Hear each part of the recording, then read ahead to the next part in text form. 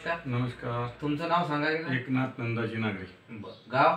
जोटिंगा. बरं. जर आपण भाऊ यापूर्वी तुमच्या तुरीवर औषधी दिली, कपाशीवर औषधी दिली, तुम्ही कोणत्या कंपनीची औषधी घेतली? धन्वंतरी कंपनीचा RP 76. बरं. जर RP 76 मुळे तुम्हाला काय फायदा झाला कपाशीवर? आपल्याला जेवढा म्हणलं तेवढा रिझल्ट भेटला. मालाची क्वालिटी एक नंबर. बरं.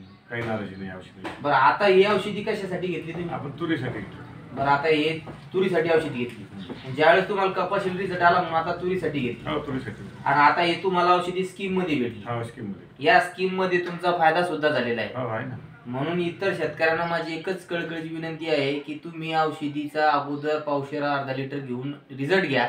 आणि रिझल्ट घेऊन तुम्हाला या औषधी योग्य दरात मिळण्यासाठी स्कीमचा अवश्य फायदा घ्या. कारण शेतकऱ्याला स्कीम मध्ये औषधी कमी दरात पडती, हाच उद्देश असतो. सुरुवातीला जाणे, शेतकऱ्यांना योग्य मार्गदर्शन करणे, त्यांना रिझल्ट देणे, रिझल्ट देऊन त्यांना योग्य दरात औषधी पाडणे, हेच आपलं काम असते. शेतकऱ्याचं समाधान करणे आणि रिझल्टवर फोकस ठेवणे. मीच ती औषधी द्यायची आणि 2 रुपये घरी घेऊन यायची, हे काम आपलं नाही.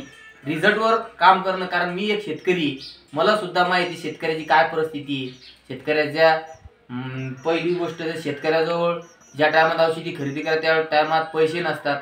आणि पैसे नसून जर त्याला योग्य मार्गदर्शन नाही भेटलं, योग्य औषधी नाही भेटली, शेतकरी कोलमडून जातो. म्हणून शेतकऱ्यांना योग्य मार्गदर्शन, योग्य औषधी, योग्य रिझल्ट भेटला तर शेतकरी सुखावला तर सर्व सुखावले जातात.